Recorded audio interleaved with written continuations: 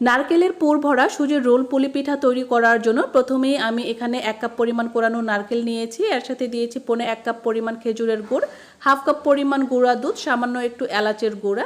নেড়ে চেড়ে জাল করে একটা আঠালো পুর তৈরি করে নিয়েছি। এবারে পিঠার ডো তৈরি করার জন্য এখানে আমি 2 কাপ পরিমাণ ফুল ক্রিম লিকুইড দুধ নিয়েছি। 1/2 চা চামচ পরিমাণ লবণ দিয়ে জাল করে দুধটা ফুটে উঠলে এর মধ্যে দিয়েছি 1 কাপ পরিমাণ সুজি। এবারে নেড়ে চেড়ে ভালো করে মিশিয়ে নিয়ে সফট একটা ডো তৈরি করে নিয়েছি। এবারে এই ডোটাকে ভালো করে মথে নিব। এর জন্য বোর্ডে ঘি মাখিয়ে নিয়ে ডোটাকে আমি ভালো করে মথে নিয়ে 3টা ভাগে ভাগ করে নিয়েছি, কারণ আমি 3টা মোটা রুটি বেলে নিব। প্রথমে একটা রুটি বেলে নিয়েছি মোটা করে, এর মধ্যে নারকেলের পুরটা বিছিয়ে দিয়ে এভাবে করে রোলের মতো ভাঁজ দিয়ে দিচ্ছি। ভাঁজ দেওয়ার সময় যেন ভেতরের কোনো অংশ ফাঁকা না থাকে। আর এভাবে সবগুলো তৈরি করার পর এখন এগুলোকে আমি ভাপে সেদ্ধ করে নিব। এর জন্য একটা স্টিমারে বসিয়ে দিয়ে 10 মিনিটের মতো ভাপ দিয়েছি। এবার ঠান্ডা করে পিঠাগুলো কেটে নিচ্ছি। গরম গরম অবস্থায় কেটে নিতে পারেন। আল্লাহ হাফেজ।